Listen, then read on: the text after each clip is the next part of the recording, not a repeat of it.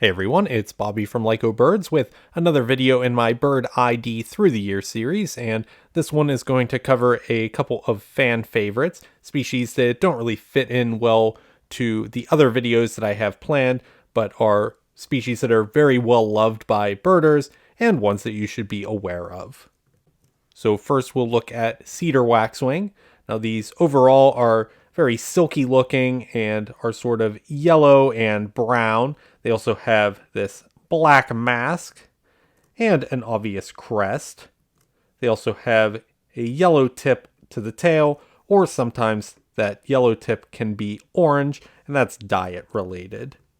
And the name waxwing actually comes from this feature right here, and if we look closer on this one, you can see these little drips of red that sort of look like red wax coming off of the wing.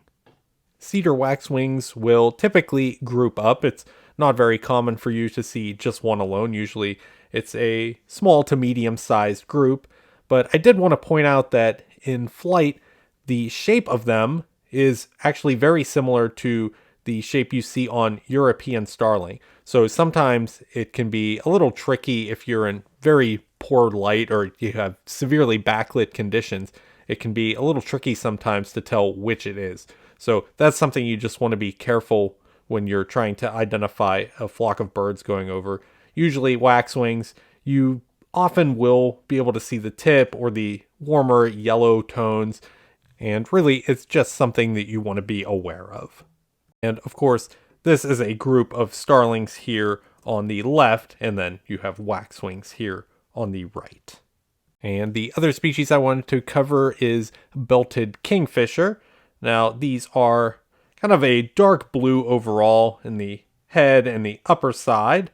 They have this really messy crest most of the time, and they have a pretty large bill that reminds you of a woodpecker bill.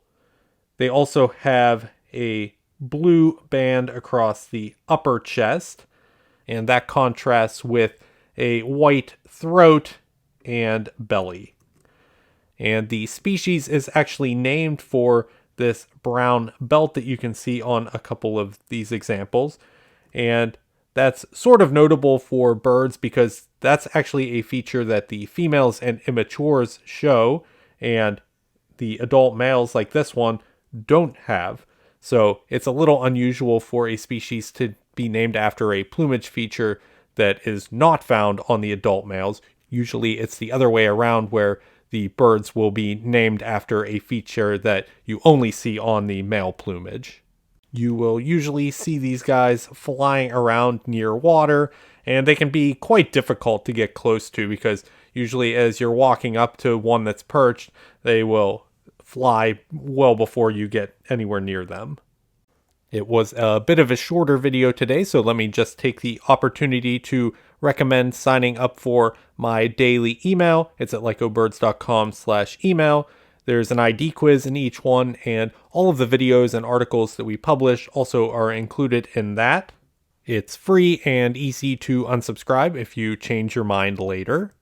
And we are starting to turn the corner now in the series. A lot of the groundwork stuff has been laid, and really I can start moving towards the topics that I really wanted to cover, which is going to be a lot of family comparison videos and confusion species. I'm going to have some virtual trips with ID quizzes that are in longer videos that I can talk through.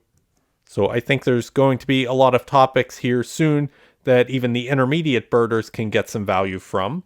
So please consider subscribing to the channel, and hopefully you will join me on my next video. Thanks for watching.